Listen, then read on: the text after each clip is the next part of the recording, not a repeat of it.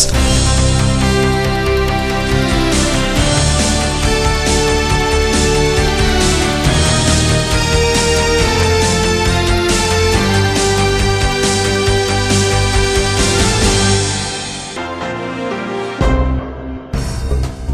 அனுராதபுர சிறை தாக்குதல் சம்பவத்துக்கு ஜனநாயக மக்கள் முன்னணி கண்டனம்.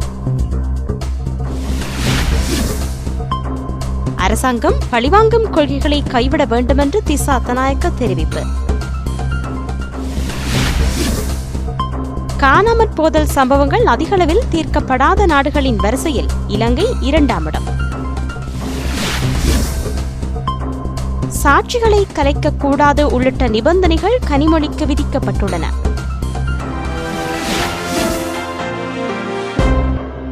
இனி விரிவான செய்திகள்.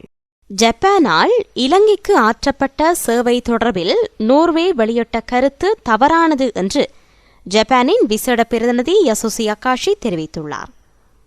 இலங்கை சமாதான முனைப்புகள் தோல்வியடைந்தமை குறித்த நோர்வேயின் அறிக்கையில் ஜப்பானின் பங்களிப்பு விமர்சனம் செய்யப்பட்டிருந்தது.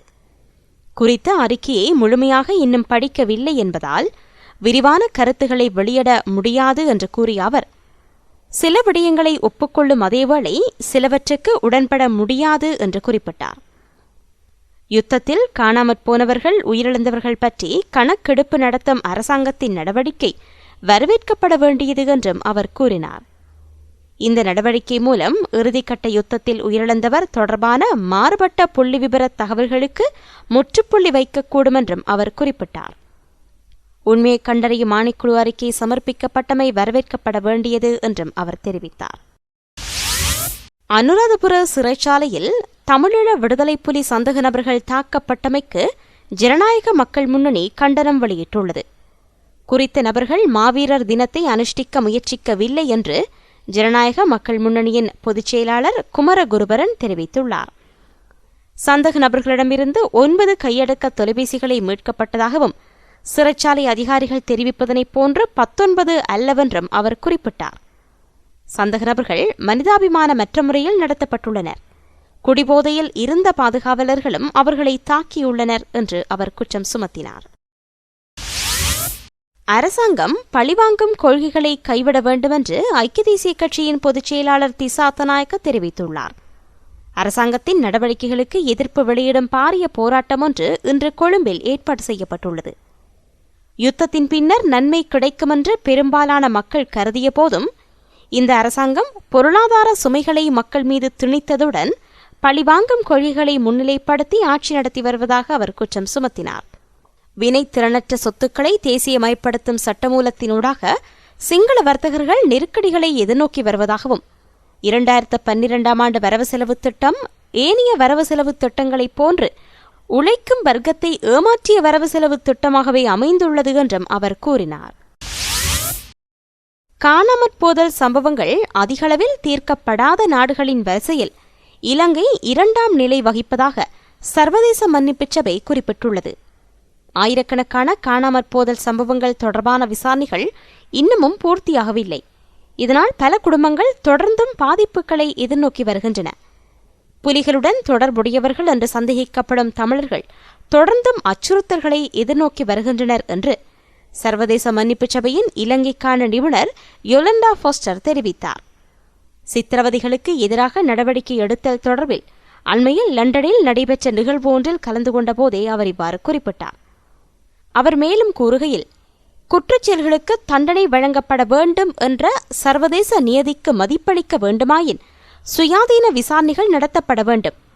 இலங்கை விவகாரங்களை ஏனைய நாடுகள் பிழையான முன்னுதாரணமாக கொள்ளாமல் இருப்பதற்காகவும் விசாரணை நடத்தப்பட வேண்டியது அவசியம். தமிழீழ விடுதலை புலிகள் உள்ளிட்ட சகல தரப்பாலும் மேற்கொள்ளப்பட்ட குற்றச்செயல்கள் விசாரணை செய்யப்பட்டு உரிய நடவடிக்கை எடுக்கப்பட வேண்டும் என்று அவர் தெரிவித்தார். இனப்பிரச்சினை தீர்வுக்கான பாராளுமன்ற தெரிவுக்குழுவை உடனடியாக அமைத்து தமிழ் மக்களுக்கு விரைவாக அதிகார பரவலாக்களை பெற்றுக் கொடுக்க வேண்டுமென்று சிரேஷ்ட அமைச்சர் பேராசிரியர் திச விதாரண பாராளுமன்றத்தில் தெரிவித்தார். பாராளுமன்றில் நேற்று பேசிய அமைச்சர், இதன் மூலமே தேசிய சர்வதேச ரீதியான பிரிவினை சக்திகளை தமிழ் மக்கள் நிராகரிக்கும் நிலையை ஏற்படுத்த முடியும் என்றும் கூறினார். பாராளுமன்றத்தில் நேற்று வரவு செலவு திட்டம் மீதான விவாதத்தில் உரையாற்றுகையில் அமைச்சர் மேலும் கூறியதாவது, 2033 ஆண்டளவில் உலகில் பாரிய பொருளாதார நெருக்கடி ஏற்படுவதற்கான அறிகுறிகள் உள்ளன. இதனை தவிர்ப்பதற்கான நடவடிக்கைகளை மேற்குலக நாடுகள் முன்னெடுக்கின்றன.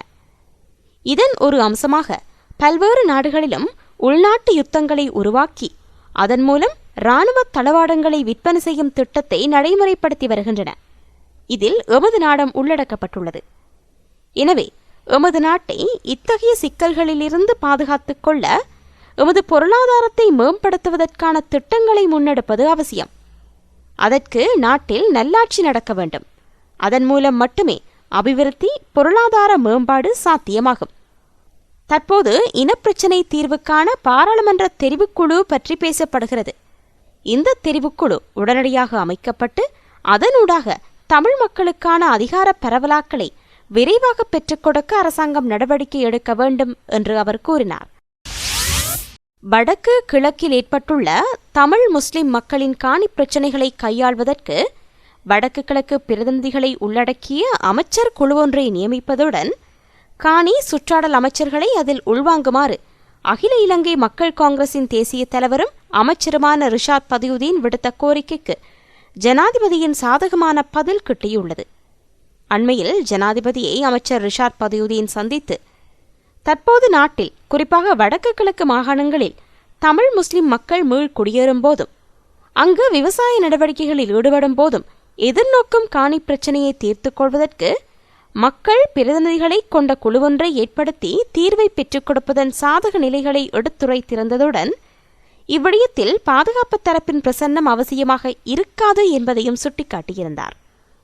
முஸ்லிம்கள் வாழும் ஒலுவில், அஷ்ரப் நகர், தலைமன்னார், பியர் கிராம மக்கள் எதிர்நோக்கியுள்ள காணி பிரச்சினை குறித்து கலந்துரையாடியதுடன் மீள் குடியேறியுள்ள மக்களின் பிரச்சினைகள் குறித்தும் அங்கு கலந்துரையாடப்பட்டது.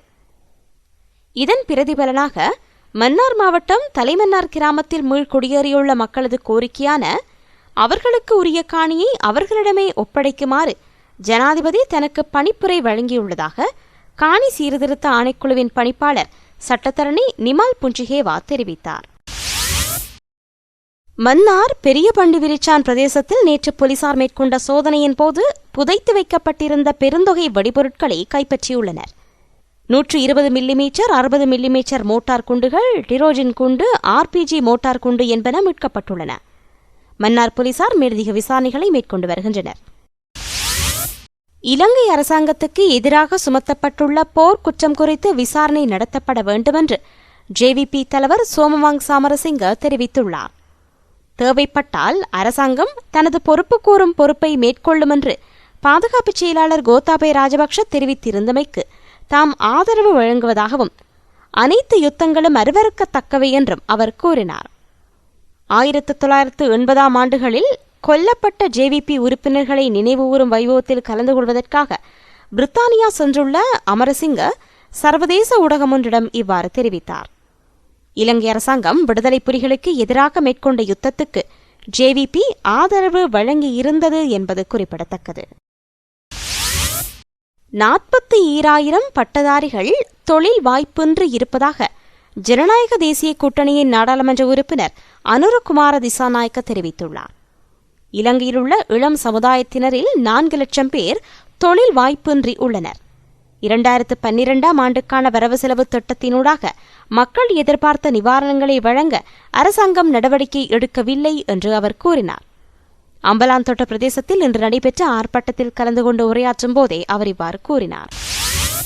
2G வழக்கில் கைதாகி கடந்த 6 மாத காலமாக சிறையில் அடைக்கப்பட்டிருந்த கனிமொழியை ஜாமீனில் விடுவிக்க டெல்லி உயர்நீதிமன்றம் நேற்று உத்தரவிட்டது. சாட்சிகளை கலைக்கக்கூடாது, விசாரணைக்கு தவறாமல் ஆஜராக வேண்டும், கடவுச்சீட்டை ஒப்படைக்க வேண்டும் என்பது உள்ளிட்ட நிபந்தனைகள் கனிமொழிக்கு விதிக்கப்பட்டுள்ளன. 5 லட்சம் ரூபாய் மதிப்புள்ள 2 நபர் ஜாமீனில் தற்போது கனிமொழி விடுதலை செய்யப்பட்டுள்ளார். இத்துடன் GTN செய்திகள் நிறைவடைந்தன. விரிவான செய்திகளுக்கு globaltamilnews.net இணையத்தை பார்வையிடவும். வணக்கம்.